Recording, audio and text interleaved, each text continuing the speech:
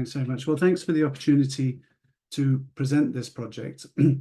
What I'm going to present to you is a technology we've developed which allows us to utilize a combination of surface water and legacy mine water. I say legacy because it's lead mining which developed the mines here. It's not coal mining, and they've been mining at this site for over 1,000 years. And it's at Wanlockhead Museum of lead mining in the middle of Scotland.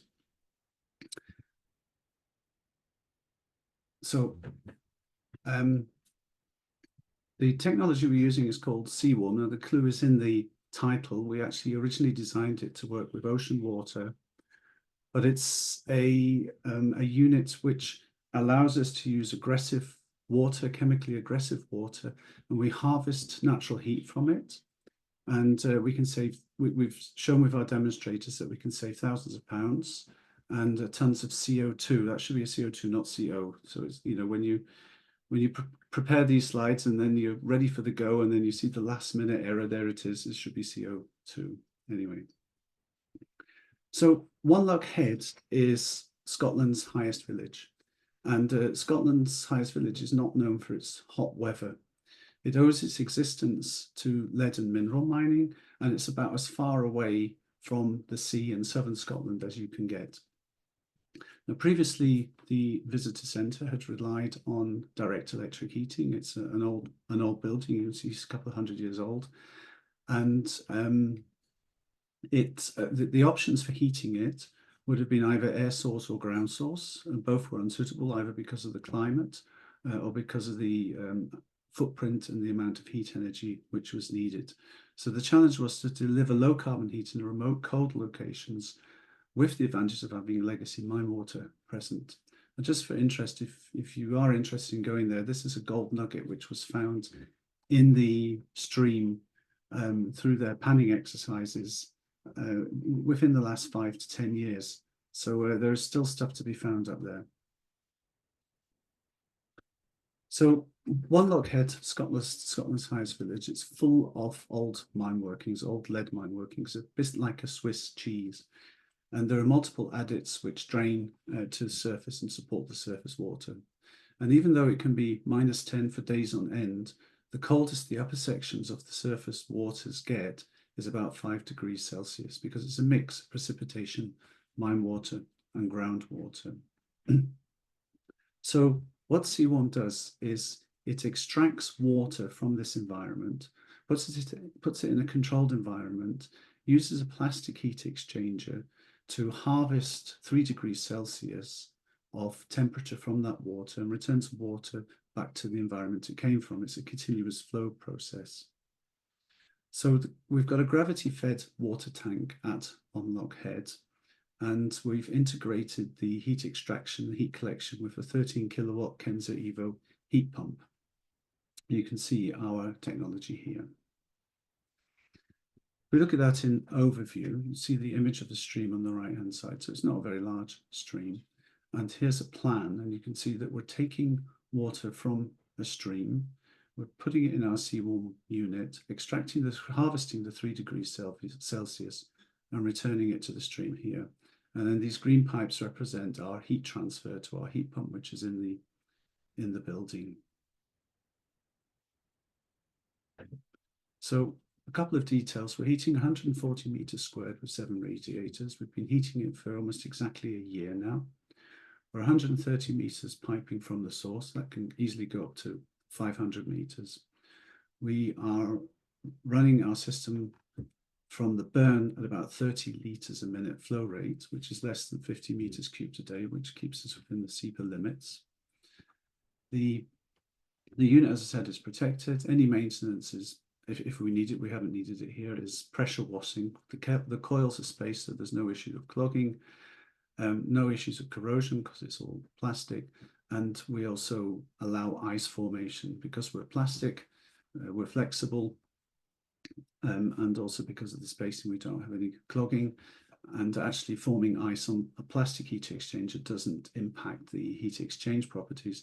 Whereas if you were dealing with a metal heat exchanger, then ice formation is a bit of a killer for you. You reduce the thermal conductivity by a factor of 10, and you also will have bending and damage. So plastic heat exchanger is ideal with this type of very limited maintenance.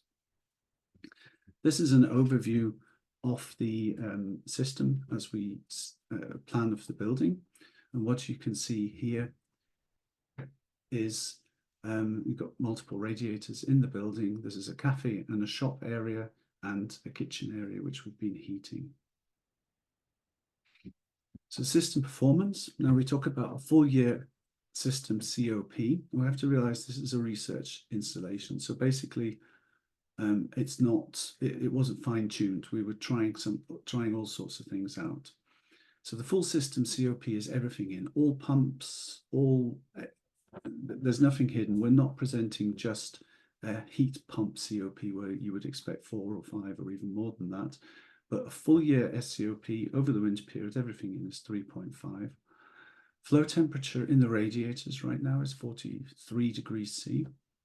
And we can show that we've saved over £4,000 with this simple system using a very little, really quite a small stream, which is fed by mine water and fed by surface water. And if we do a mains gas comparison, obviously there's no mains gas at Scotland's highest village. But if there had been mains gas present, then we can also show that the system using this mixture of geothermal energy and mine water is cheaper than if it had been run via mains gas. In terms of the environmental impact, we can show that we've got a 73% reduction in CO2 emissions. And because we're using Scottish very low carbon electricity, we can show that we've saved about 2 tons of CO2. If we'd been against that measure of how much electricity would have needed, if we'd been measuring that against the standard UK electrical carbon footprint, then we would have saved about 6 tons of CO2. And obviously, if we'd been replacing fossil fuel, it would have been 6 to 8 tons of CO2 or even more. The discharge temperatures within the SEPA limit of less than 3 degrees C. There's no chemicals, there's minimal environmental footprint. It's just an image at the bottom of the inflow water to our unit in terms of temperature, and then the outflow. The cycles are due to the cycling of our heat pump system. And we're in some of the deepest, darkest periods of winter here. We never exceed the 3 degrees Celsius difference. So the system has shown itself to be extremely resilient. It maintained output during winter, during very, very cold periods. Quite often the cafe, they leave the doors open. So it's not exactly the best sort of thermal test for a domestic type of property. We notice there's also some sort of solar gain from the above ground tank. And we've proven it's reliable in extreme rural conditions. And we've gone through a couple of quite severe storms in the UK. It's interesting also that ice formation, being able to exploit the latent heat of ice fusion, creates a further massive thermal resource for us. So broader implications. It's ideal for remote upland areas, for heritage sites, islands and rural communities, compatible with all sorts of water sources. It's modular. Right now we've set it up for a 13 kilowatt heat pump to supply sort of a large house or a small commercial property, but the system is modular. Now, looking forwards, mine water seeps and heat sources within the UK. So David Walls identified a number of gravity seeps throughout Scotland, and there are, of course, treatment schemes as well in Scotland, but this unit is really more applicable for the smaller flows. I think when you get larger treatment schemes and the sort of volumes you're looking at there, a metal type plate heat exchanger would be better. But for the smaller heat exchange, for the smaller seeps, and for the smaller properties to heat, this is ideal. So there's easy potential for 66 SeaWarm units throughout southern Scotland there and the central belt of Scotland. And that represents a take-up of about 7.5 megawatt heats off the estimated 22 megawatts heats of water which is available there. This map is identifying the seeps and giving the number of units of SeaWarm and potential houses which we could heat. And in this case, we're assuming each unit is 13 kilowatts of heat. So lessons for future work.